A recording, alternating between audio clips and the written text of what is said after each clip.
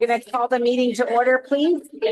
Give everybody a chance to get set down and or find a leaning spot. Find a leaning spot.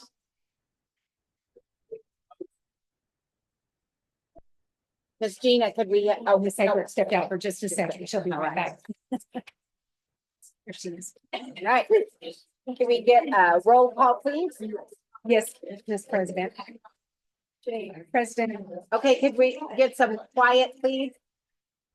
Thank you very much. I appreciate it. roll call, President Osborne, Here. Vice President Cordova, Here. Secretary Hamilton, Here. Member Martin, Here. Member Egbert. Here. We have a quorum. They're all here. So would you all please stand if you're not already and join us in the pledge and salute with Mr. Cordova. I pledge allegiance to the flag of the United States of America and to the republic for which it stands, one nation, under God, indivisible, with liberty and justice for all. I salute the flag of the state of New Mexico, as the symbol of perfect friendship among united cultures. Thank you. Okay, the first item on our agenda is to consider approval of the minutes from February. I'll make a motion to approve the minutes. I'll second. We have a motion by Mr. Hamilton and a second by Mr. Cordova. All in favor? Aye. Opposed? Motion carries. The next thing is consideration of approval of tonight's agenda. I approve. Okay, I'll second. we have a motion by Ms. Egbert and a second by Mr. Hamilton. All in favor? Opposed? Motion carries. The next item is the consent agenda. If you guys had a chance to look it over, any questions? No, Madam President. No? It's also a consideration item. I'll make a motion to approve. I'll second. We have a motion for Mr. Hamilton and a second from Mr. Cordova. All in favor? Opposed? Motion carries. Leads us quickly to the superintendent's report. Okay, we have lots of awesome students to recognize tonight. I'm gonna ask Mr. Brady to come up. We'll start with district athletes. Good evening, President Osborne, member of the board, Board of Education, and Superintendent Russ. Before I start bringing up the different groups for recognition, I want to bring you guys back to some conversations we've had during board meetings and individually as we've seen each other. I want everybody to remember that we started a couple of years ago improving our facility with Leon Williams, the track, the lighting, the sound, working on that improvement, and then what we've done in the Rock and the lobby to create this environment that really stimulates participation, not just for the kids, but also from the community. And then recently, our addition of a weight room, a training facility that really is one of the nicest in New Mexico. We've invested as a district into our program, and I am going to steal a little thunder from Coach Pickett. We're currently renovating the auditorium at Marshall Middle School, turning that into as state-of-the-art performing arts center as we can. So we're investing in the programs that we believe that bring tradition and also a lot of positivity and inclusion in what we do with our students who choose to become either in our fine arts program or they're in our athletic program. We've had some really excellent results over the last season of winter sports. And so that's the reason they're here, so that we can recognize them. So tonight I'm going to start with Coach Elliott Ford. He's our assistant swim coach. Can I bring you up to the podium, please? Recently, they participated at the state swim tournament. And I want to remind everybody before we get up there, we don't have divers. We do not. So for us to be able to get up there and compete at the level that we're competing at is nothing but exceptional. And I want to say this to everybody. Coach DeMaio, the head swim coach, has a $100 bill posted in his office. And he tells anybody, if you can survive our workout that we have in a day, I'll give you this $100 bill. And so these kids train hard and they are amazing. So I'm going to turn this over to Coach Ford real quick so that he can talk about what happened at the state tournament. Thank you, guys. I will correct you really quickly. I am not assistant swim coach. I'm the other head coach. Oh, I'm the head coach. My bad. So these kids work really hard. So that's another reason Vince isn't here, because the kids are actually swimming right now. Most people probably know that we really don't have an off season. We don't stop. So it's year round. So we're currently at the base because they're doing some renovations to the aquatic center, which are much needed. We appreciate. But Julia Spears with me, so she's my one senior girl, so we actually have a really young group of girls on our swim team, which is great. So we brought eighth graders up this year, and I think 7 of them all made state qualifying times and went to state. Some of them were in the top 8, several of them were in the top 16, which is really impressive whenever your 8th graders competing against high school level kids, you know, against Albuquerque Academy and those schools. So, you know, we're a small school, but we're definitely one of the best swimming schools in the state. The girls won district hands down in a walk. It wasn't even really a contest. And going into state again, like we don't have batting, so we give up all those points before we even get started. So we usually start, you know, 50 to 100 points at bat. So we have a lot of ground to make up before we even get there.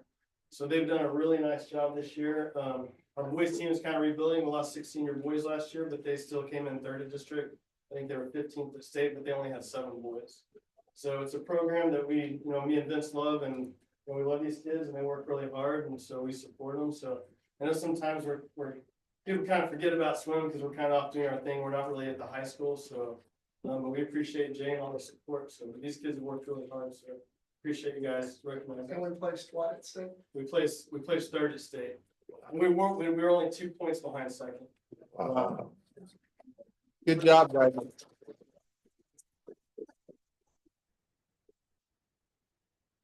They are an exceptional bunch of students and athletes, and I tell you, the coaches work them, and it's just exciting to see that. The next program I'd like to have come up would be Coach Zotnik. Our wrestling program, really excited about what we did as we moved into wrestling at the state level. So Coach Zotnik, if you'll come up. Thank you. Thank you for having me today. I'm putting this down. There we go. Thank you for having me today. Just real quickly, these are my assistant coaches, Mike Edwards and Ledesma. And I couldn't have done it without them and also with the team. But I just wanted to recognize the wrestling part and let you know that this is probably, this is Jorge. Oh, and this is Jarrell and Zulady. Okay. Thanks for coming, guys. Wrestling is one of the newest sports at the high school, as you know. And I wrestled since I was 5 years old, all the way up through college. And I can tell you that to take a group of students who've never stepped on the mat at all to go against state finalists and wrestlers that have been wrestling since they were 5 years old, and then to compete and then win is spectacular. It's a feat that is hardly accomplished in the sport of wrestling. We started out with 20 wrestlers, 21 wrestlers our first year. And this year alone, we had 72 wrestlers come out for our program. We had the #1 girls district team within our district that competed this year, and they were #1. We had a fully staffed girls team. And then we also had a full JV and guys team. This year we had 10 of our wrestlers. Understand, they've never wrestled or stepped on the mat, went to state this year and competed at state. And I wanted to recognize them. They're standing behind me. Several of them were seniors, are not here because they had to work today, but that's okay. But one person I really wanted to put out there is to get on the mat and then to win, but then to get on the podium. We had one wrestler, Jarelli, and she's here. Where's she? She's the first girl in history for Clovis to medal 5th place on the podium in the state of New Mexico. First year wrestling. So we're excited about where we're going and what we're doing, but it's just phenomenal, this sport of wrestling. It's getting big. And that was my first wrestling championship to go to. And it's really daunting to walk into the stadium area where they're at, and they have 8 different matches going across the arena. And these student athletes are getting out there, and they are focused, and the coaches are pumping them up. And these kids are lightning quick. Even our kids that are in the higher weight classes are lightning quick, and they can get you down and move you around quicker than I've seen most athletes move other athletes around. It was exciting. It was a wonderful experience. I want to take a sidebar moment, and I want to talk about the 2 assistant coaches that are with us.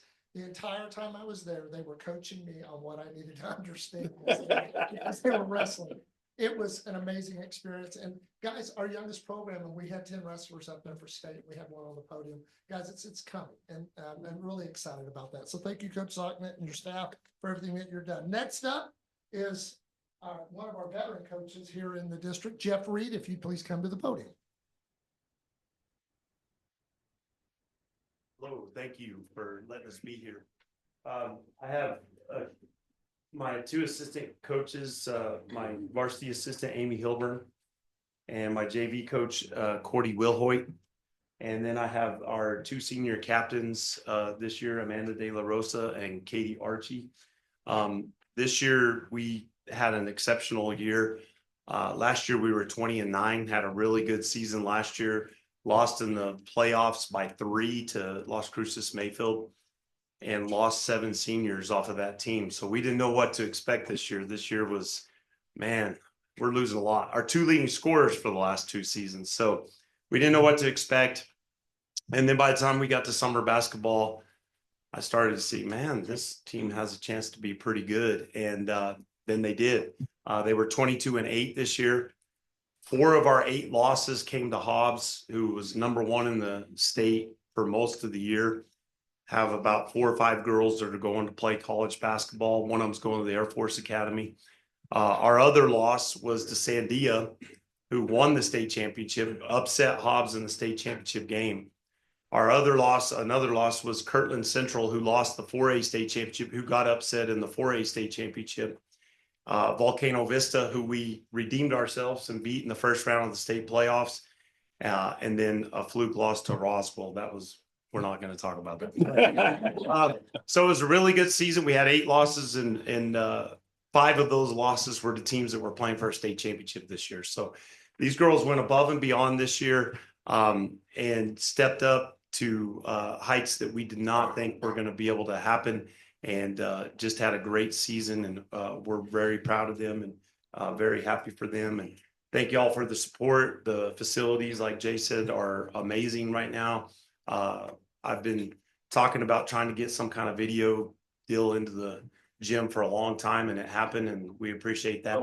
The renovation, the painting, the lobby, all of that stuff. We appreciate all that support, appreciate the support. And we are excited about next year, because although we are losing these 2 right here, we have a good nucleus, good group coming back, and we feel like we can compete and have a good chance to do some good things next year as well. So thank y'all.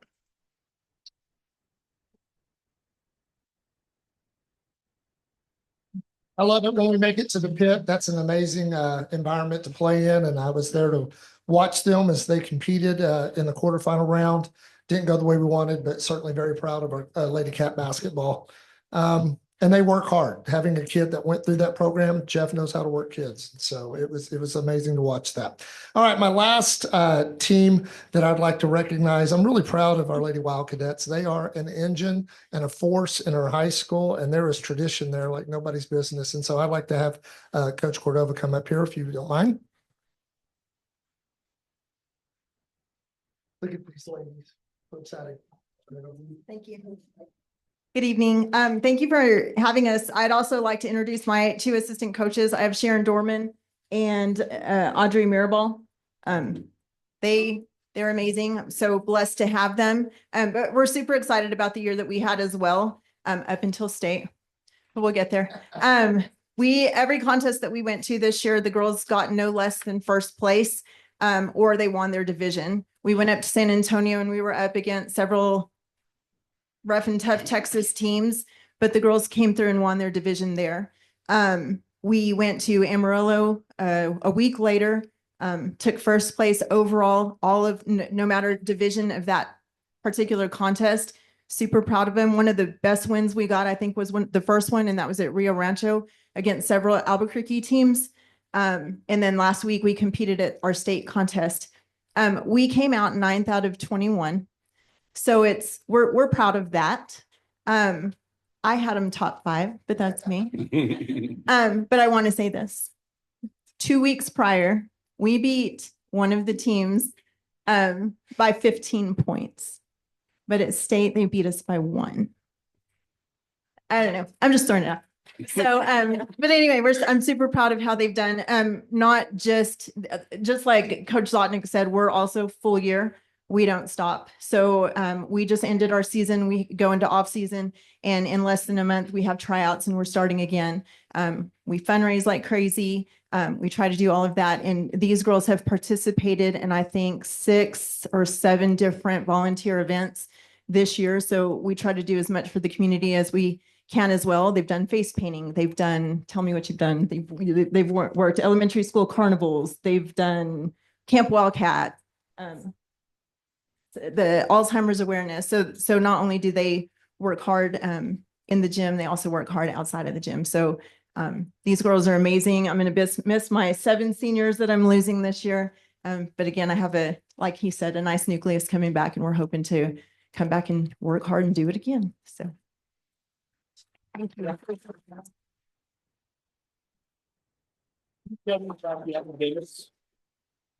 The girls have won the highest GPA academic award at the 2 contests that it was available at. So they're smart too.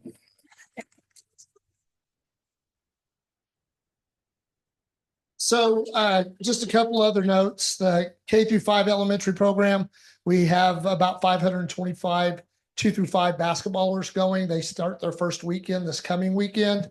And we finished our K1 basketball program. We had about 250 kinder and first graders that played. It was a great experience. That feeder program is rolling under Garrett Sherrod and his leadership. And so very excited about what we're doing there. And the last thing I'm going to talk about is that weight room that we put in. Our football team is in there, and they keep track monthly of their max outs on the different exercises. We've improved 50%. And this was a month ago when I was talking to the head coach. Our max outs have improved 50% in just a couple of months of use. And so that weight room's busy. It's going to benefit us, and our programs are going to stay strong. So we're really excited about it. With that, I stand for any questions. I just want to make sure we did not actually do a good clap for wrestling. So I just wanted to. Thank you. Thank you, guys. Thank all of you. It makes us proud. You guys can stay for the fine arts, to recognize those students. Then we'll dismiss you after we have Mr. Pickett come forward, and recognize fine arts accomplishments.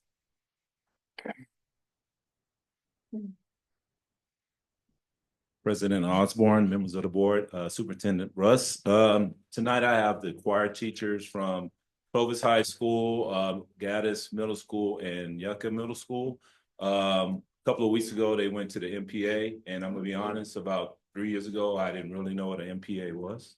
But now I do, and unlike the girls' basketball team, we finished early. Our season was over a little bit early, so I had an opportunity to go to Hobbs and go to the MPAs, and I knew that we would perform very well. So it was I went I think it was Tuesday and Wednesday, so I just drove up each day, and it was worth it. So I have Miss Tammy Martin, Miss Sarah Senna, Mr. James Golden, and Miss Lori Riggins, and Mr. Seth Baldock to speak about the MPA performances. So. Good evening. It's good to see all of you again, since it's Christmas when I last got to see you. I have a wonderful team, and I'm going to introduce one of them is kind of new to us. He is student teaching with us. This is Zach McAllister. He is by way of Carlsbad, and we are very, very excited to have him with us. He has been a great asset, not only to my campus, he is under me, but he has traveled to several campuses. We are giving him as much experience as possible. He was actually able to conduct one of the songs that the freshman campus young men did with Mr. Golden.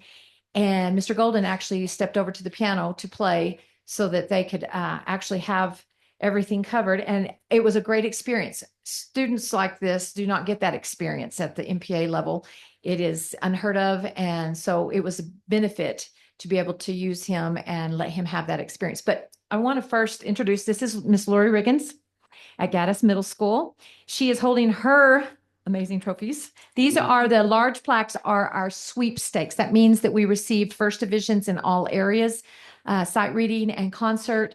And she took 3 groups, came home with 3 sweepstakes, a fabulous job, non-varsity, a varsity women, and then she had her tenor-based men's choir that performed. So we are very proud of them and her hard work. She's a longtime former here in Clovis, grew up in Clovis, and so we're proud to have her and all the work she does. She and I go back to college days. That says a lot.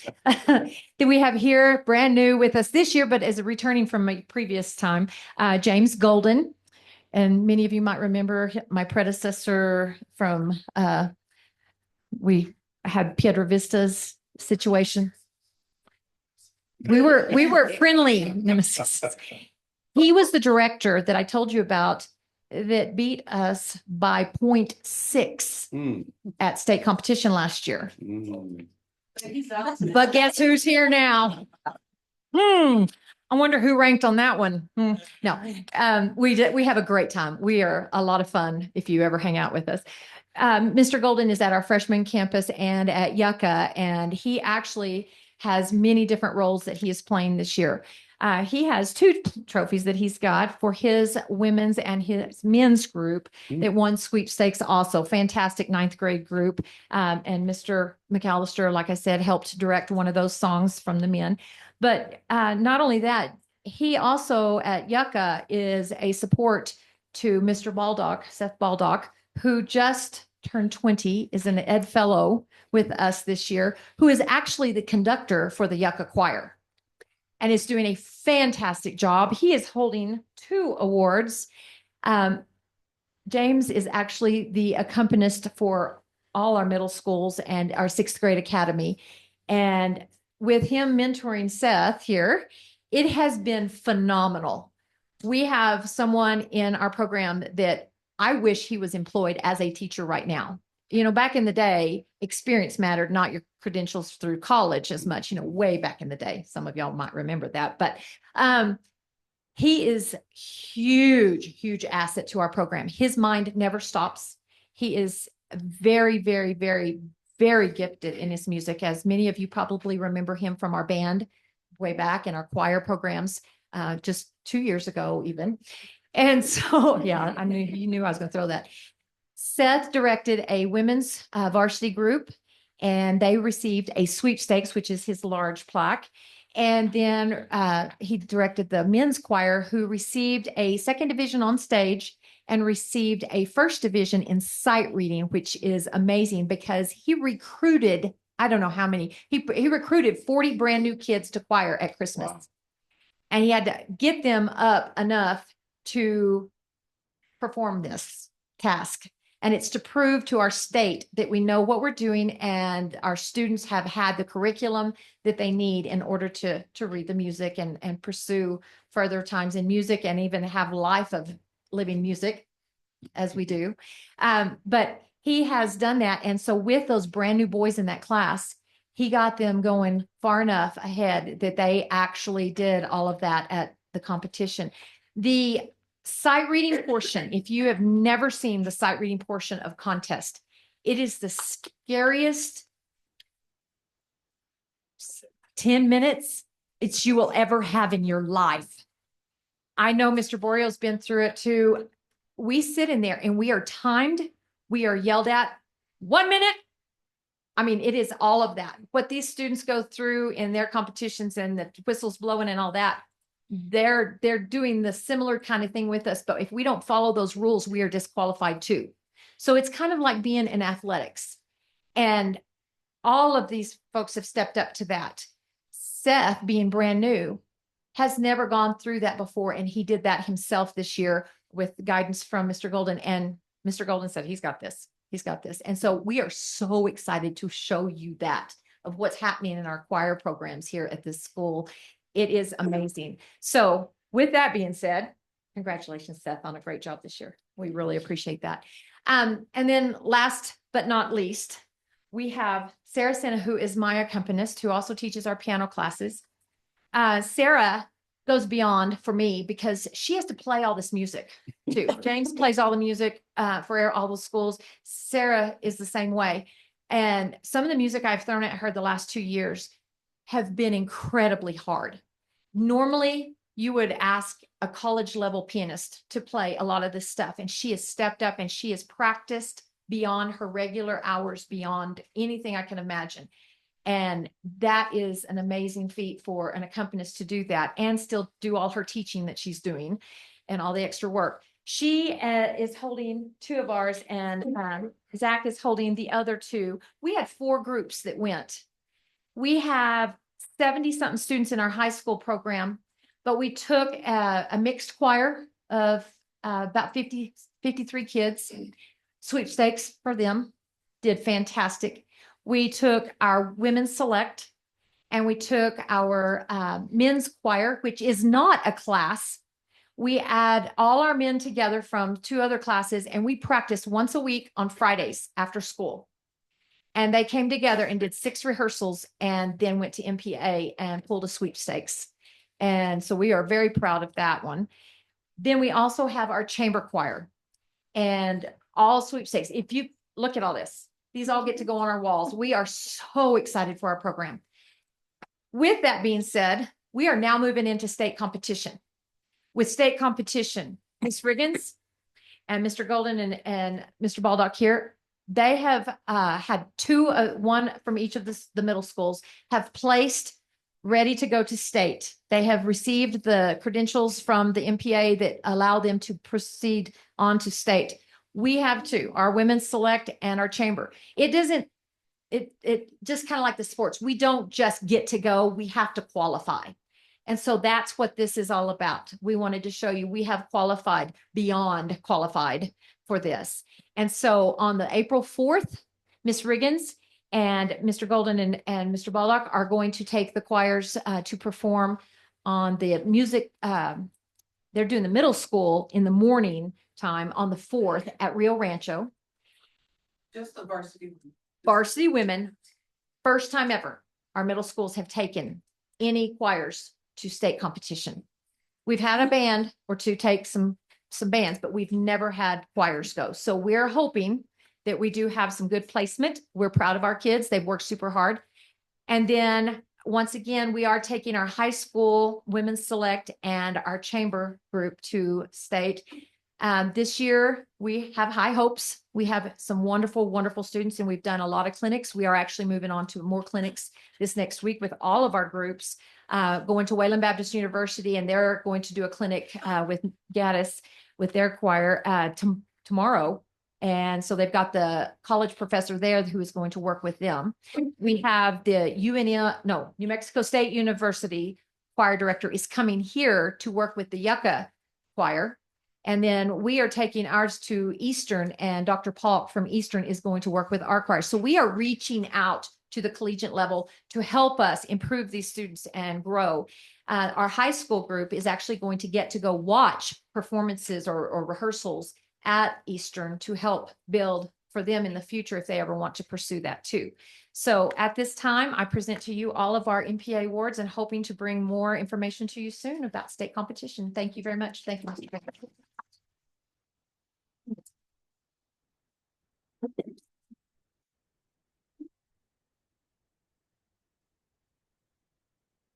We want to take a minute for our students to dismiss.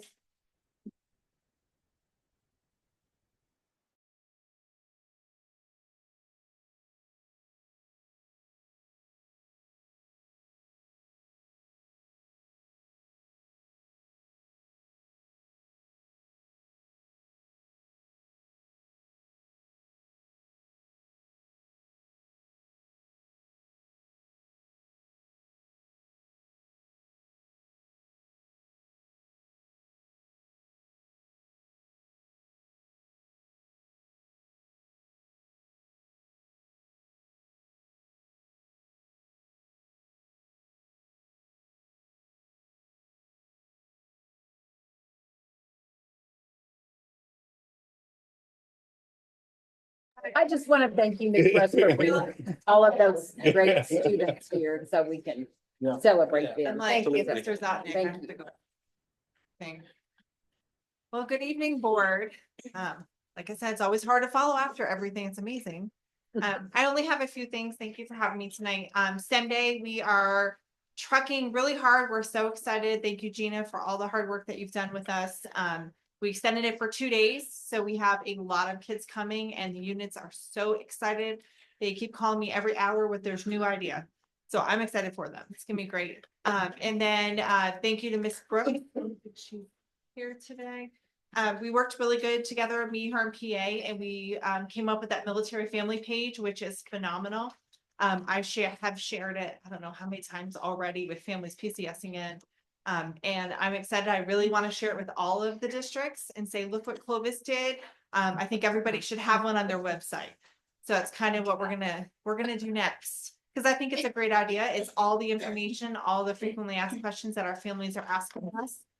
So it's really helped a lot. So thank you for letting us get that done. That's all I am. Thank you. Thank you. Thank you. Next, I believe we have 2 new students from the high school. You gentlemen here for the high school. Come on up.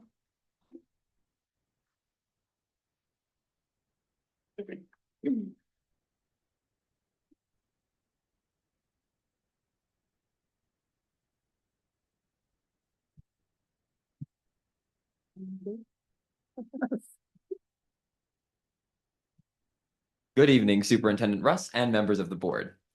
My name is Robert Lee. I am the senior class president of our student council, and I am here to share some exciting updates with you tonight. First, we have some big news. This plaque. Okay, it might not be that amazing yet, but this is our New Mexico Association of Student Councils Platinum Student Council of the Year award. Earning this award was a 3-year journey, requiring us to earn a gold award 3 years in a row. To do this, we had to submit proof of at least 10 different project categories, along with our voting processes and involvement at the school, district, and state levels. Over the past 3 years, we've participated in more than 30 community service projects, placing us in the top 5% of student councils throughout the entire state of New Mexico. But we're not stopping here. We're committed to keep this tradition of service going and make this plaque even better than it's been before, because each year we get an addition to the plaque. Awesome. And then next my name's Parker. I'm a part of student council. I'm a class representative. Next, we want to share the next event we're working on, which is the CHS block party. We're partnering with Miss Spearman, our family engagement license, to create a fun family-friendly event. It's happening on April 8th. We're gonna have food trucks, vendors, activities from various organizations and sports teams, and even a silent auction. Think of it like a trunk or treat event, but designed for high school students and families. We're hoping for a great turnout, and we'd love to see y'all there. Thank you. Any questions? Sounds awesome. Yeah. Thank you. Thank you, guys. Congratulations. Congratulations.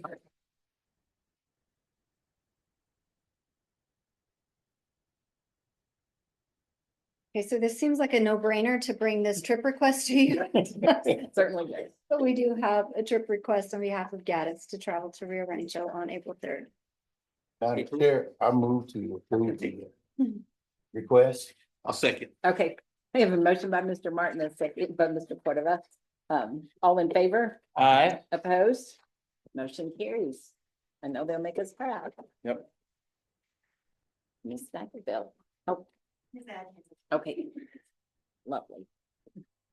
Good afternoon, Superintendent Russ and President Osborne and the school board.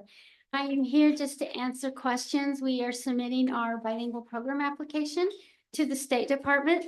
This past year, we have served approximately 500 kids, K through 12 in our bilingual program. Last May, we graduated 50 seniors with their bilingual seal. So that is quite an accomplishment. Kathy, who had to leave to another meeting for her state Namabi planning session. She's been testing all the last 2 days, trying to help seniors get qualified for their bilingual seal. So this has been a great program. It supports not only our bilingual heritage students that we are trying to reignite their home language in Spanish, but we also have several students that Spanish is not their first language that are in our bilingual program as well. So with this application, you can see that we are planning to continue our K-12 program. There is a small comment section in the application, which is so much simpler now than it used to be. of some updates and changes. We had our bilingual advisory meeting January 27th, and we did a program review and reflection to come up with some of the improvements that we needed to make in our application this year. So with that, I stand for any questions that you might have on the approval of our application. So is the amount of the money we get kind of steady or increasing, decreasing? It is pretty steady. It just depends on our enrollment. So we get a 0.5 factor onto our FTEs for the students that are in the bilingual program. I can kind of estimate the funding that we get extra. You'll give me a minute. Oh, no, that's Okay. I just was to add wondering them up, but you know, sometimes we're just chugging along and they yeah. just get so. And that has happened in our bilingual SEAL program, especially during COVID. It was just harder. They had to do their presentations and their testing through a proctor, and the proctor was in a foreign country hired by, you know, it was just very difficult for them to even understand the process and take that assessment. But now it's a strong, solid application and pretty consistent. So we're really proud of the students and the families. We will have a bilingual SEAL celebration in May for our high school seniors. So that's always a neat thing to see, and the families are so appreciative of the program. That also kind of reinforces what we did with our bilingual video that Jay helped us prepare to advertise and promote the wonderful things that are happening in our bilingual program. So I encourage you to look at that at some point to get a video idea of what our bilingual program is accomplishing. It's a great program. It's really awesome. I did not have a bilingual background in my educational skill set, but I have developed a lot of appreciation for the curriculum and the high expectations of that program. And I really honor our teachers that are in the bilingual program, that I've been watching them as they're writing curriculum, code switch and write it in English and then transfer all of that into Spanish or vice versa. It's just phenomenal, the skill set that bilingual people have, and I'm really jealous of that ability. And this is just a discussion. We don't, not Yes, consideration. it's just a discussion, any questions, and then a signature on your part afterwards. Okay. Anybody else have questions or comments? No, I'm good. Okay. Thank you for your Thank you. report. You're struggling. President Osborne, members of the board, I have our employee services report and our open position report, but Mandy's going to give a more extensive update on the state of our staff. At this time, I do have a one consideration item, and that is a medical leave of absence. And so. Would you like us to do that now? And Yes, then ma'am. Here, okay. Sorry. Okay. We have a consideration item for the medical leave of absence. I'll make a motion to approve. Okay. I'll second. Motion from Mr. Hamilton, a second by Ms. Egbert. All in favor? Aye. Opposed? Motion carries. Awesome. Thank you. I'll turn it over to Mandy now. Good evening. Evening.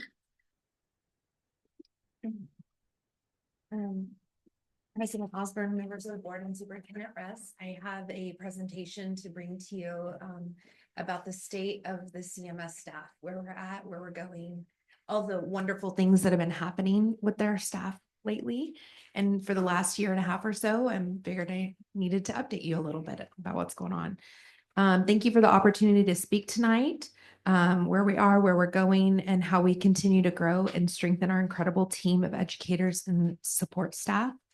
As the Executive Director of Employee Services, each and every day, I have the honor of working alongside all of CMS's staff, seeing firsthand the dedication, resilience, and passion that make Clovis Municipal Schools such a remarkable district.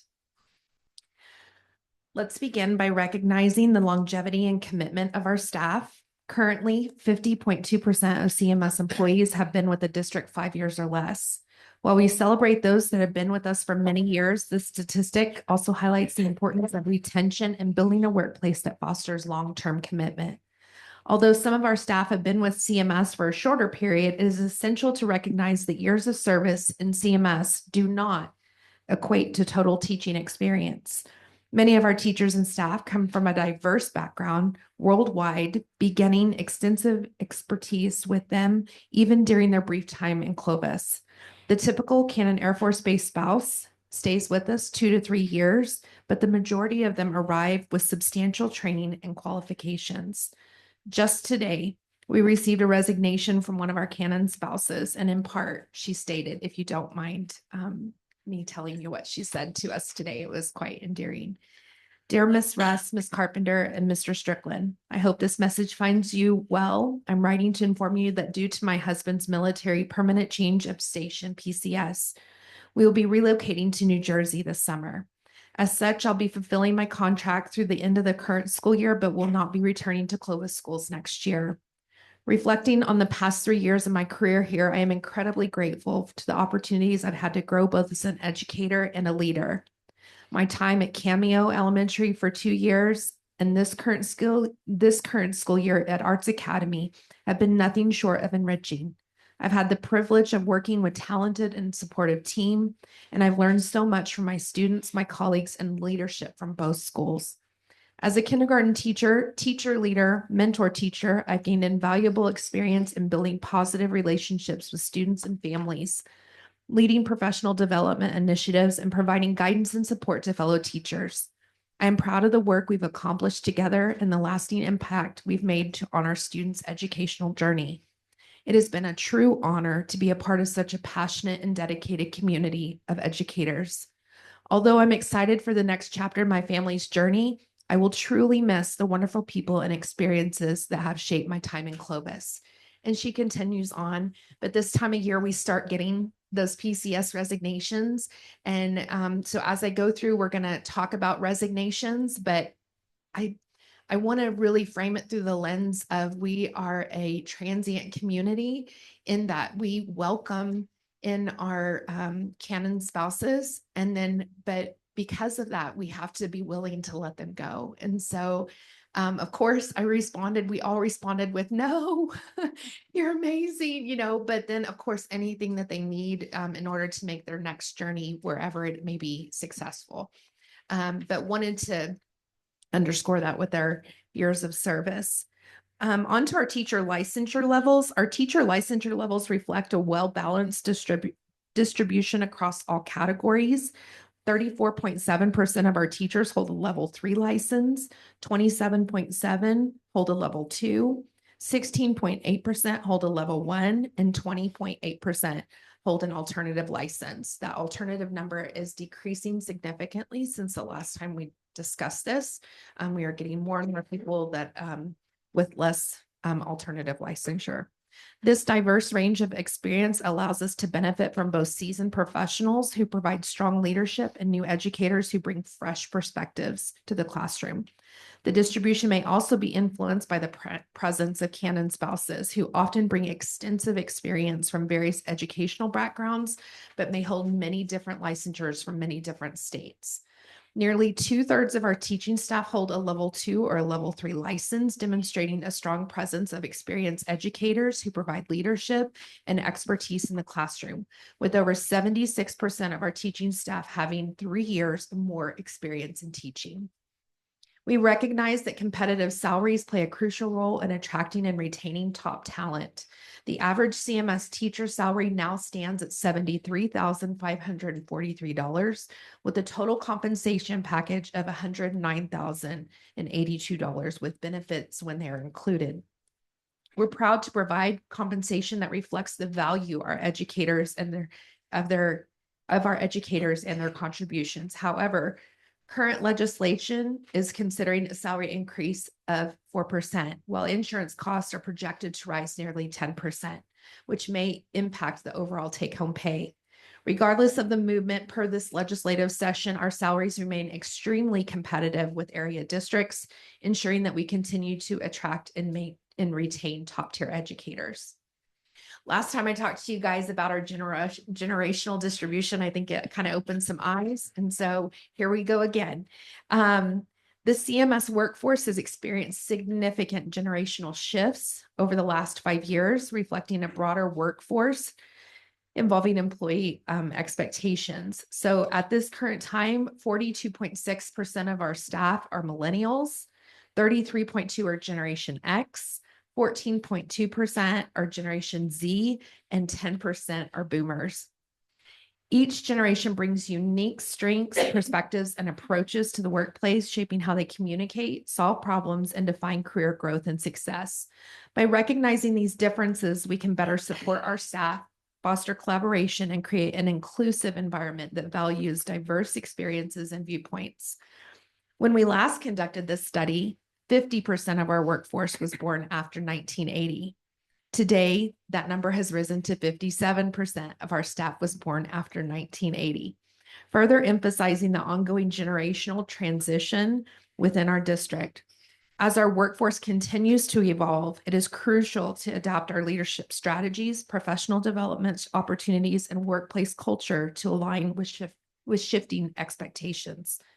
Generational contrast in problem solving, recognition, and workplace satisfaction are particularly pronounced between boomers and Gen Z. While boomers may prefer structured feedback and long-term stability, Generation Z often thrives with continuous feedback, innovation, and work-life balance. Understanding and bridging these differences is key to ensuring that all employees, regardless of their generational background, feel valued, heard, and supported within our Clovis family. This evolving workforce composition highlights the importance of flexibility, mentorship, and engagement strategies that resonate across all generations, helping us maintain a strong, dynamic, and future-ready team. Since January of 2024, so that's 14 months, CMS has made significant strides in strengthening our workforce, not just by bringing in new talent, but by fostering internal growth and career advancement opportunities. And that's something I really want to highlight. Our commitment to attracting, developing, and retaining top educators and staff is reflected with the following achievements. 261 new employees have joined Clovis since January of 24, bringing fresh energy, expertise, and dedication to our students and community. We've conducted 775 applicants, and interviews have been interviewed as part of our rigorous selection process to ensure we bring in the most qualified and passionate individuals.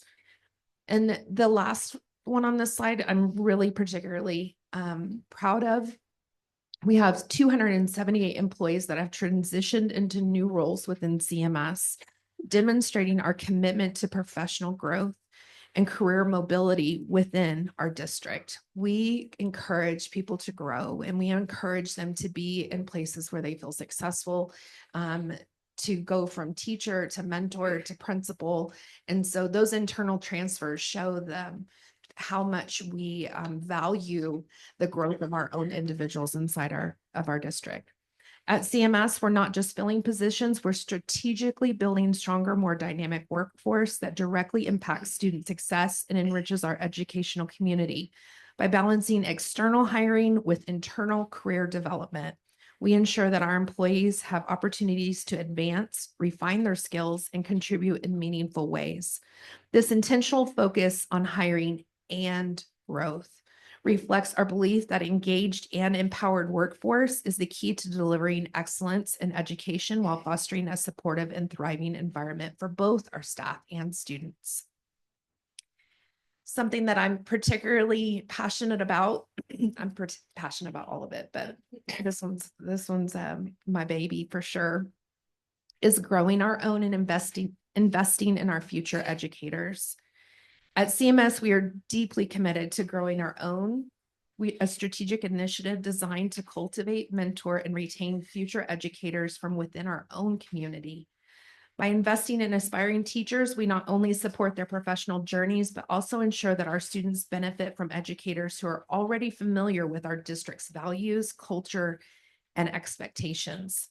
Since January of 24, our efforts have made significant impact.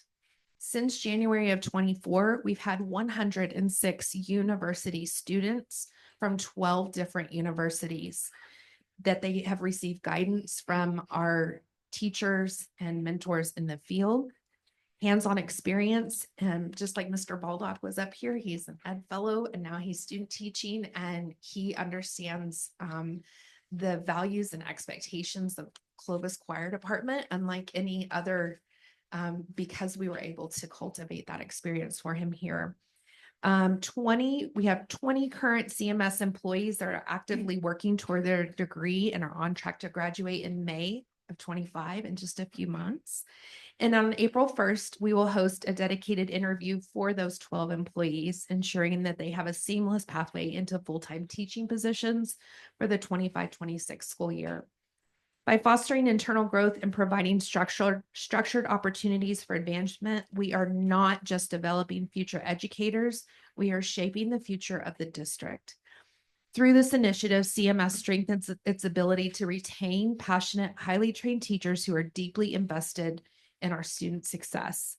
This intentional investment in professional development helps sustain a high-quality, dedicated workforce, reinforcing our belief that the best educators are often those who we grow within our own community.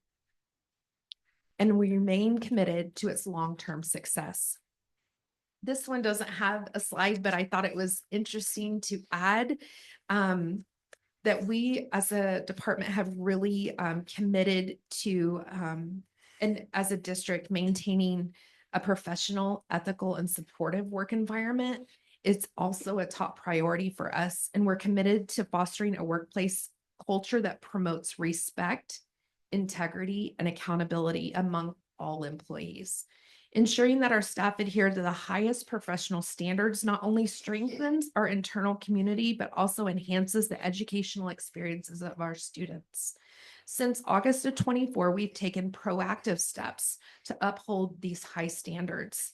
We've investigated over 80 investigations to address concerns to ensure that we are always complying with professional expectations. We've had 38 cases that have resulted in at least a formal reprimand, reinforcing our dedication to holding employees accountable and maintaining a workplace that aligns with our district core values.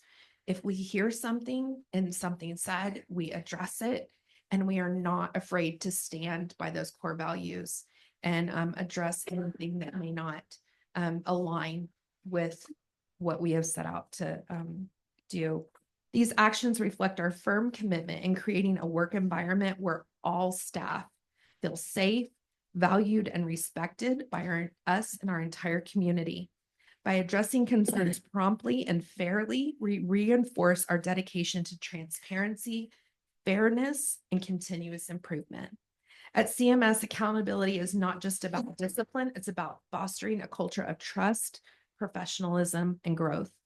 Through ongoing support training and clear expectations, empower our employees to contribute positively to our district while ensuring that Clovis Schools remains a strong, ethical, and student-focused organization.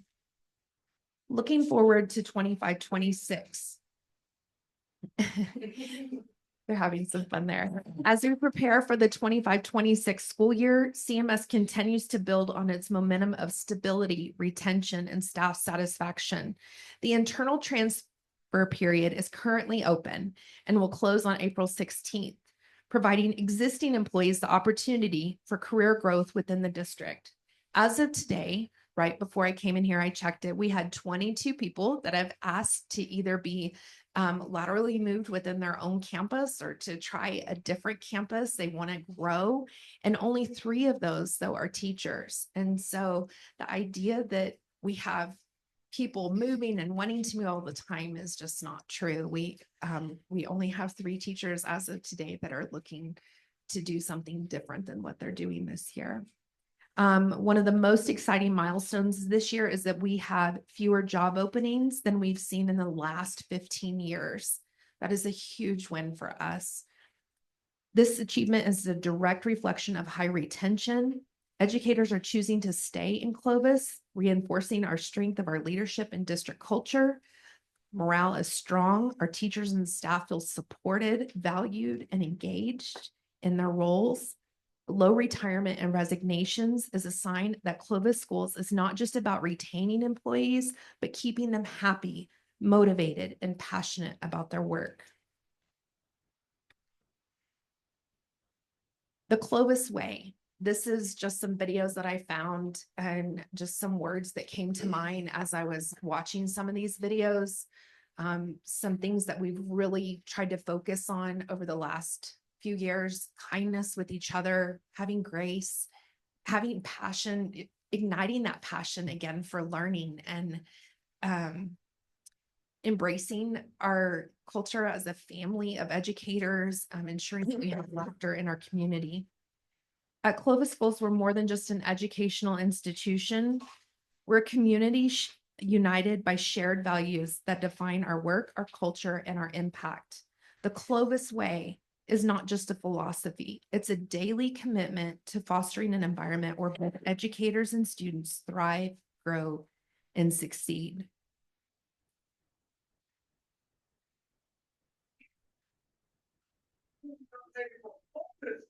In New Mexico, and she's telling me about who you have here with you today. She brought what? Tell me who's here with you. 49.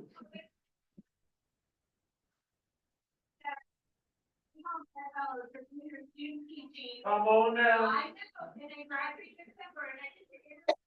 Oh, look at this, y'all. This is how it's done. If you want to know how it's done, the Clovis way is the way. Come on now. They've been to RCA. They've been to next day. Y'all better catch up to Clovis. If you see somebody in a purple shirt running, that's Clovis. But they're running. They ain't walking, baby. Come on now. We are not just moving forward, we are running towards our goals with energy, determination, and unstoppable drive to make sure that Clovis is the best it can be. As we look ahead, I encourage each of you to continue embracing the Clovis way, a way of working, leading, and supporting one another that defines who we are as a district. Your dedication, passion, and commitment are what makes CMS not just a workplace, but a thriving community built on excellence, innovation, and heart. We are CMS, we are strong, we are growing, we are leading. Join us, grow with us, lead with us. Thank you. Thank you. Thank you.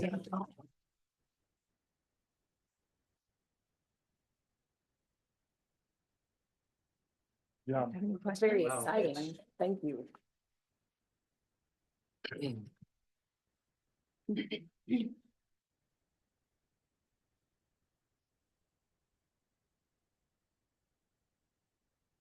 That's exciting. Members It of is the board, exciting. Superintendent Russ. Indeed. Exciting things.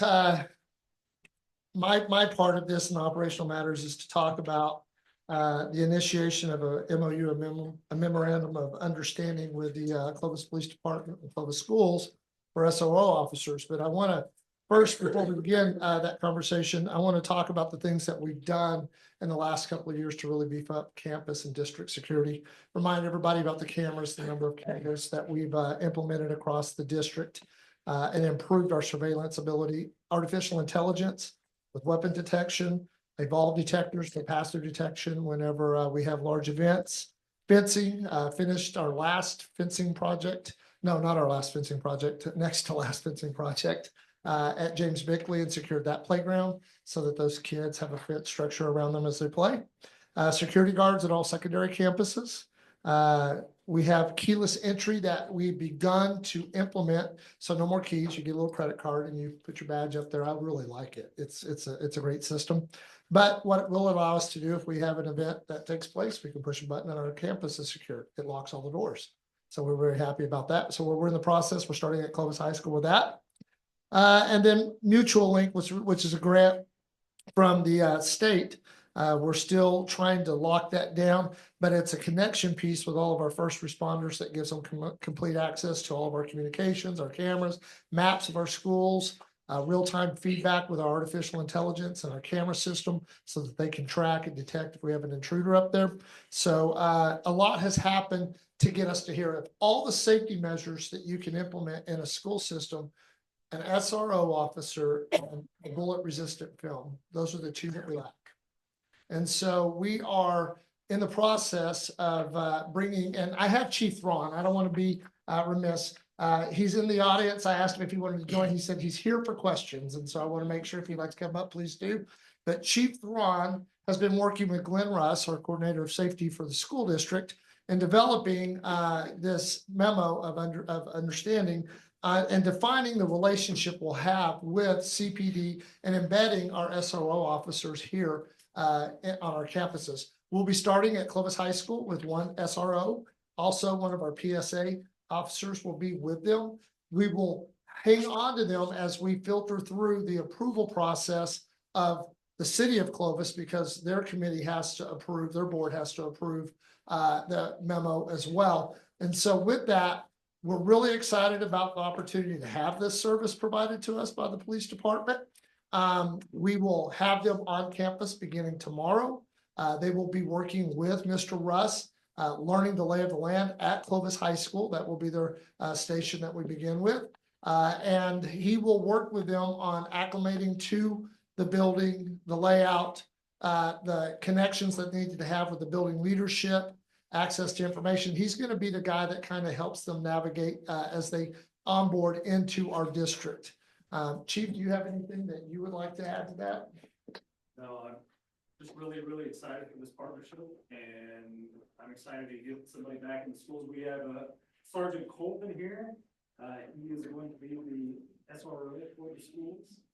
And like I've told you guys, I am committed to hopefully in the near future getting another SRO in the schools. So it's something very near and dear to my heart, and I think that the safety of our students and our educators are top priority. Amen to that. Thank With you that- for making us a commitment, Absolutely. or making us a priority, I should say, not a commitment. And with that, I stand for any questions. I think it's an awesome idea, so. Thank you. Is this What a- are some of the things, I'm sorry. go ahead. No, go ahead. What are some of the things they're going to be responsible for? Well, from the get-go, they are not disciplinarians. They're there for safety. And I want to make sure that they don't handle day-to-day disciplinary stuff. That falls to the building administration of the Right, school right. site. They're there for safety and well-being of kids. And so when we have critical issues that we would atypically refer to, pick up the phone and call Clovis Police Department Dispatch, we'll continue to do that. But they're there to ensure as they move around the campus that we have as safe an environment as we can have. And they are helped to mitigate any of those crisis situations before they escalate and we end up into an event. And so that's really their primary function there. They're also hoping to build relationships with kids Yes. as they immerse themselves in the student population. And they will be a law enforcement present, a force present on campus Awesome. at all regular hours to the extent possible. With all the campuses that we've interfaced with that have SRO officers, Rio Rancho really has a good setup there. And they really emphasize as we go to our safety meetings for the state of New Mexico, the relationship piece. And so I do want to emphasize what Superintendent Russ said. They're not there just as I'm here to hold you accountable and take care of the bad guys. They really are trying to help mentor kids and get them through a very tumultuous time in life, and that's high school, you know? And so we're excited about that opportunity. Awesome. That's good to hear. I think recent events would indicate that we have a need for that relationship. Yes, I absolutely agree, and past events. And so we're very thankful for Clovis PD and their willingness to go down this road with us. This is a consideration? It's not a consideration. It's not. This is just an MOU. introduction.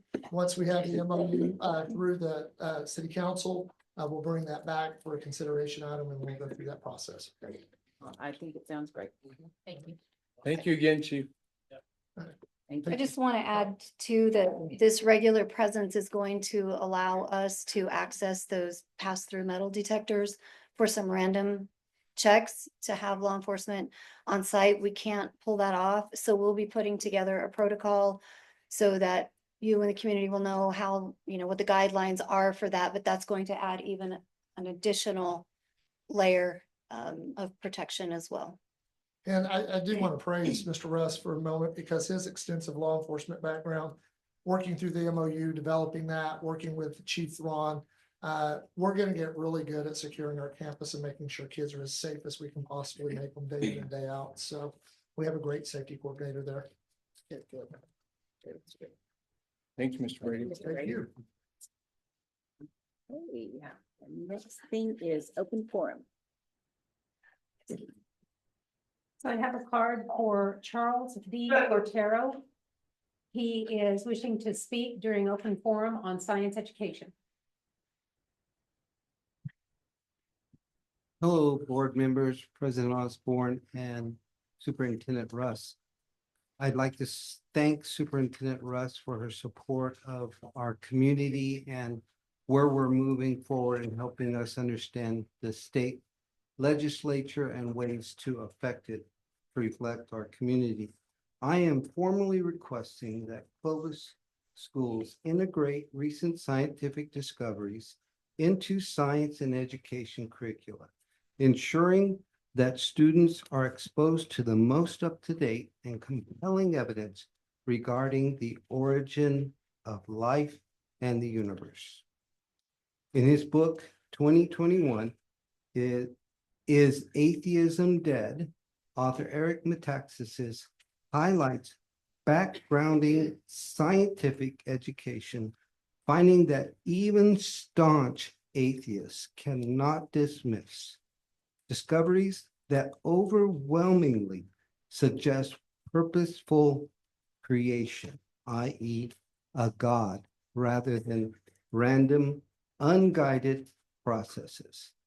These include fine-tuning physics, complexities of DNA, and evidence from the cosmology, which point either to divine creator, or some of the atheists are so distraught that they are saying it must be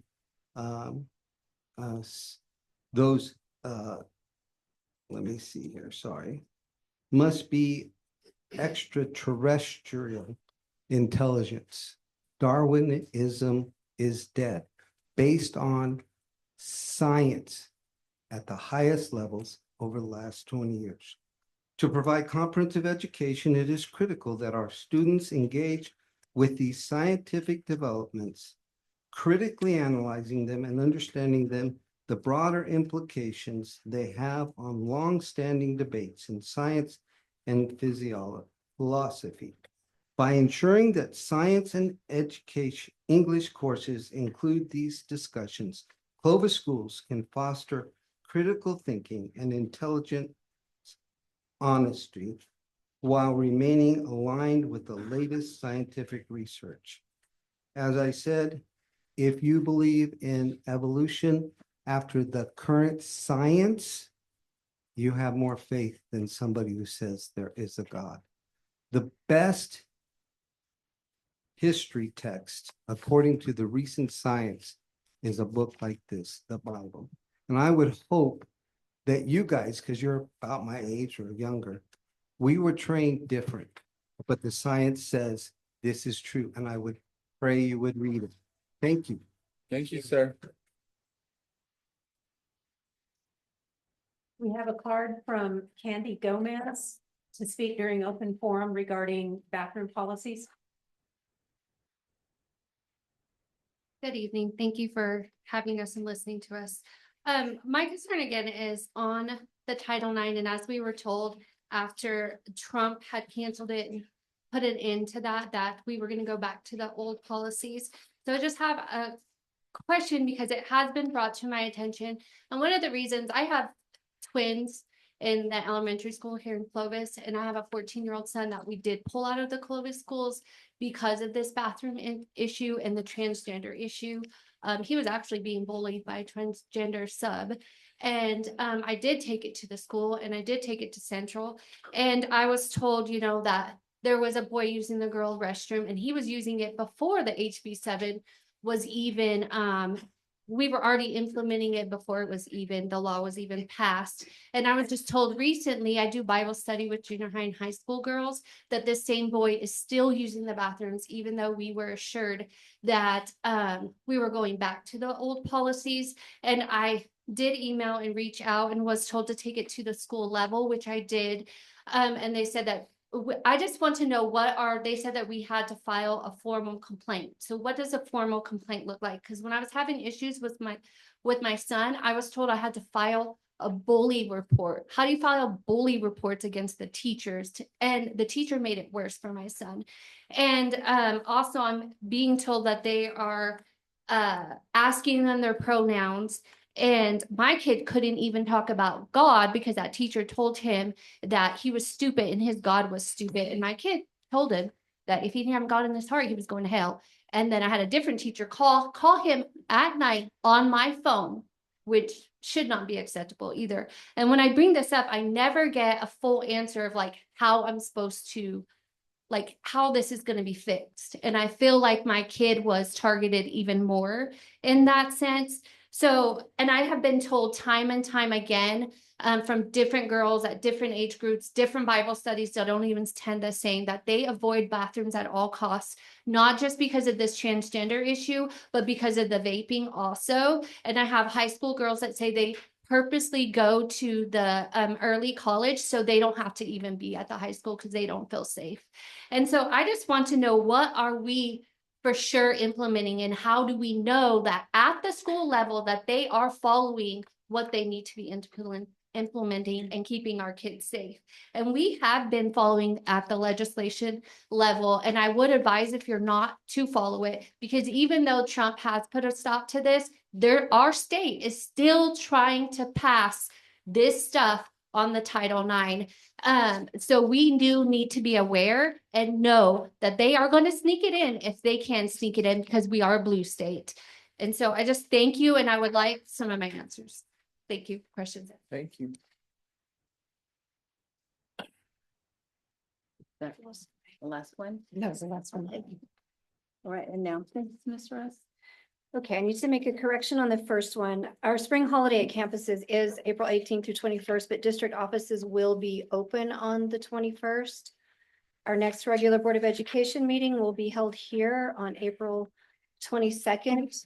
Just an additional note, we have our next strategic planning meeting with the committee tomorrow, and so we'll be coming around for another work session, getting that date set. So if you have any changes to how you responded on the form, your availability, if you can just let me know that so that we can target in a date. Yes, ma'am. For that. And that's all that I have for announcements. All right, then. Entertain a motion to adjourn. I'll make a motion to adjourn. Second. I have a motion from Mr. Hamilton, the second from Ms. Egbert. All in favor? Aye. This meeting is adjourned.